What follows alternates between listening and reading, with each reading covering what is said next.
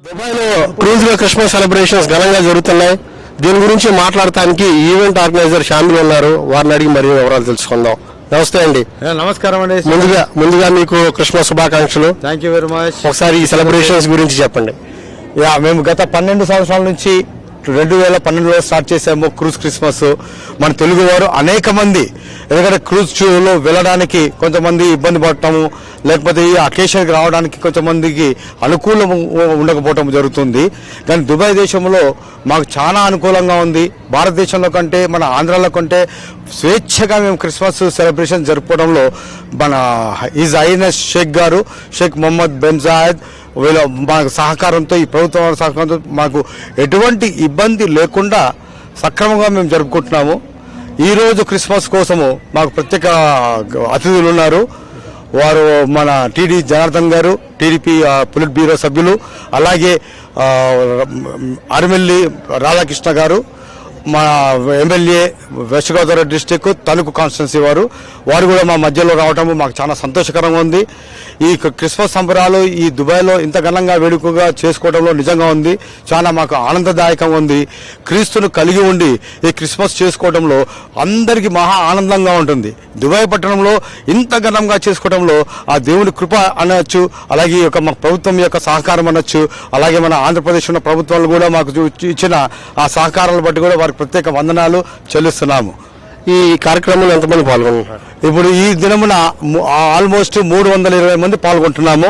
పెద్ద క్రూజు. ఈ 320 మంది మేము అందరము ఈ కార్యక్రమంలో క్యారల్ సింగింగ్ ఉంటుంది, క్రిస్మస్ క్యారల్ సింగింగ్, అలాగే కేక్ కటింగ్ ఉంటుంది, శాంటా క్లాజ్ ఉంటారు.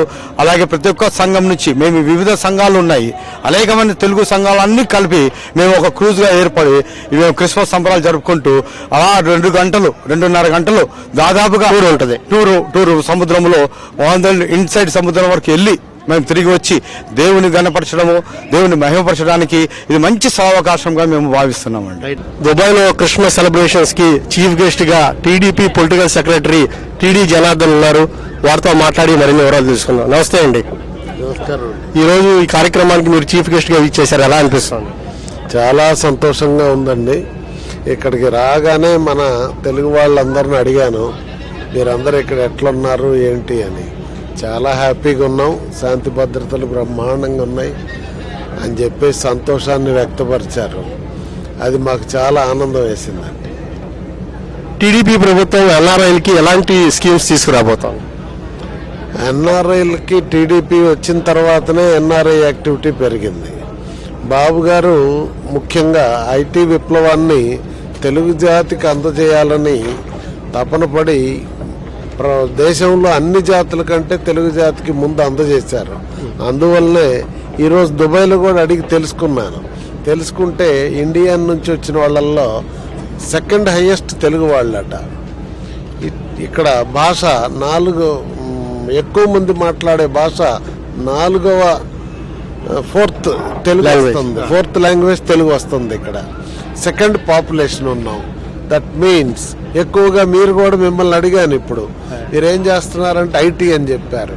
ఐటీ అంటే కనుక ప్రపంచంలోనే అన్ని దేశాల్లో ఐటీ పీపుల్ ఉన్నారు. సో ఎన్ఆర్ఐస్ పట్ల టీడీపీ వెరీ కేరింగ్ ఉంటుందండి, చాలా అనుబంధంగా ఉంటుంది. వాళ్ళకి ఏ సమస్యలు ఎదురైనా మొన్న మీరు చూశారు, లోకేష్ గారు గల్ఫ్లో ప్రాబ్లం వస్తే ఇమీడియట్గా అటెన్షన్గా పనిచేసి వాళ్ళకి రిలీఫ్ కల్పించారు. తప్పకుండా ఇక్కడ అడిగాం. వీళ్ళకి గన్నవరంలో దిగిన తర్వాత ఈ బయట నుంచి ఫ్లైట్స్ వచ్చినప్పుడు మళ్ళా విజయవాడ వెళ్ళి రావాలి, లేదంటే అక్కడ బస్ ఫెసిలిటీ లేదని ఈస్ట్ వెస్ట్ గోదావరి నుంచి ఉన్నోళ్ళు చెప్తున్నారు, ఎక్కువగా ఉన్నారు ఇక్కడ. అందువల్ల వాళ్ళు హైదరాబాద్ నుంచే వెళ్తున్నారట. సో ఇది ముఖ్యమంత్రి గారి దృష్టికి తీసుకెళ్లి తక్షణమే ఈ ఫ్లైట్స్ వచ్చే టైంకి కోఆర్డినేట్ చేసి వారికి బస్సు ఏర్పాటు చేస్తాం. అంతేకాకుండా ఇక్కడ ఏదైనా వీళ్ళకి ఇన్సూరెన్స్ కావాలని కోరుతున్నారు. ఇన్సూరెన్స్ ఇందాక క్యాంప్కి వెళ్ళొచ్చాం ఈరోజు. మనం అక్కడి నుంచి వచ్చి ఇక్కడ మరి లేబర్ క్యాంప్స్ ఉన్నాయి, క్యాంప్స్లో అడిగితే కూడా బాగా చూసుకుంటున్నారని చెప్పారు. They are happy. అయితే ఏంటంటే వాళ్ళకి ఇన్సూరెన్స్ భద్రత కావాలని కోరుతున్నారు. రెండు, ఎవరికన్నా ఈడ ప్రమాదాలు లేకపోతే చనిపోతే కానీ వాళ్ళని తీసుకెళ్లే దానిలో కొంచెం ప్రభుత్వం యొక్క సహాయ సహకారాలు అందిస్తున్నారు. అవి కూడా ఆంధ్రప్రదేశ్ ప్రభుత్వం బాబు గారితో ఇక్కడ నుంచి వెళ్ళగానే కలిసి వీళ్ళ రిప్రజెంటేషన్స్ ఇచ్చి ప్రతి అంశం మీద మా ప్రభుత్వం పనిచేస్తుంది. ఇది ప్రజల ప్రభుత్వం మాది ఆంధ్రప్రదేశ్లో బాబు గారిది. ఇక్కడ ఉన్న తెలుగు వాళ్ళకి మీరు ఇచ్చే మెసేజ్ ఏంటి? తెలుగువారు ఇక్కడ ఉన్న వాళ్ళంతా అర్న్ చేసిన తర్వాత వాళ్ళే చెప్పారు, అంతా మనం ఆంధ్రప్రదేశ్లో ఇన్వెస్ట్ చేస్తూ ఉన్నామండి, మన రాష్ట్రం యొక్క అభివృద్ధి కోసం కృషి చేస్తున్నాం అని చెప్పారు. ఎక్కడున్నా తెలుగు జాతి కీర్తిని ఇనుమడింపజేయాలని, తెలుగు భాషని మర్చిపోకుండా ప్రోత్సహించాలని, వాళ్ళ పిల్లలందరికీ కూడా మన సంస్కృతి సాంప్రదాయాలు ఆచారాలు నేర్పుతూ ఉండాలని, ఆ విధంగా ఎప్పుడు చెప్పారు కదా మన పెద్దలు, ఏ దేశం ఎగినా ఎక్కడున్నా పొగడరా నీ తల్లి తెలుగు భారత్ని అని. ఆ విధంగా మనం ప్రపంచ జాతుల్లో నెంబర్ 1గా ఉండటానికి ప్రయత్నం చేయాలని మనస్ఫూర్తిగా కోరుకుంటున్నాను. గెస్ట్ ఆఫ్ హానర్గా మరో వ్యక్తి తణుకు ఎమ్మెల్యే రాధాకృష్ణ ఉన్నారు, వారితో కూడా మాట్లాడదాం. నమస్తే అండి. ఈరోజు ఈ క్రిస్మస్ సెలబ్రేషన్స్లో పాల్గొనడానికి వచ్చారు, మీకు ఎలా అనిపిస్తుంది? ఈరోజు ముఖ్యంగా ఇప్పటి వరకు మేము జనరల్గా డిసెంబర్లో క్రిస్మస్ సెలబ్రేషన్స్ అన్ని ఇండియాలోనే చేసుకుంటున్నాం. ఈరోజు దుబాయ్లో మన తెలుగువారి మధ్యలో క్రిస్మస్ సెలబ్రేషన్స్ చేసుకోవడం ఈ సంవత్సరం ప్రత్యేకత.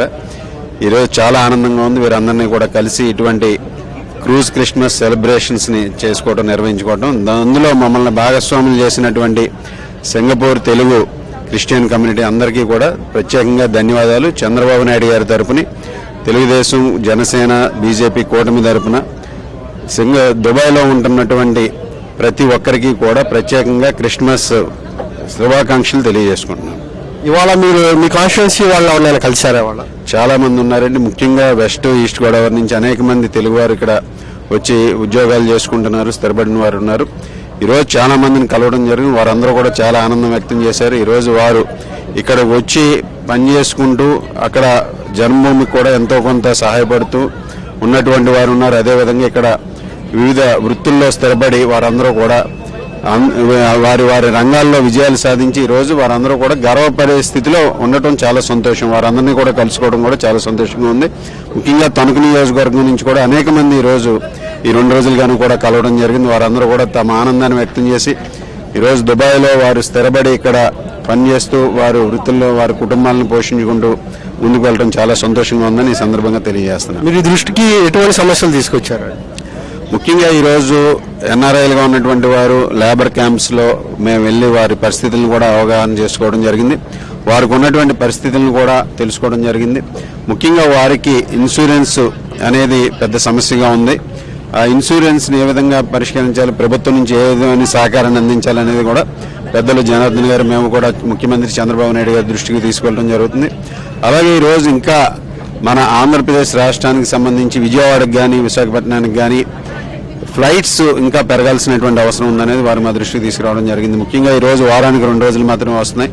ఆ ఫ్లైట్స్ వచ్చిన సమయాల్లో కూడా వారికి కొన్ని సమస్యలు, ముఖ్యంగా వారి ప్రాంతాలకు వెళ్ళడానికి ఈరోజు వెస్ట్ ఈస్ట్ గోదావరి రావాలంటే అక్కడ ట్రాన్స్పోర్టేషన్ లేక ఇబ్బందులు పడుతున్నామని చెప్పారు. వారికి బస్సు సౌకర్యాలు కల్పించాలని వారికి కోరడం జరిగింది. దాన్ని కూడా ప్రభుత్వం దృష్టికి తీసుకెళ్లి అక్కడ సమస్యను కూడా పరిష్కరించడం జరుగుతుందని ఈ సందర్భంగా తెలియజేస్తున్నాను.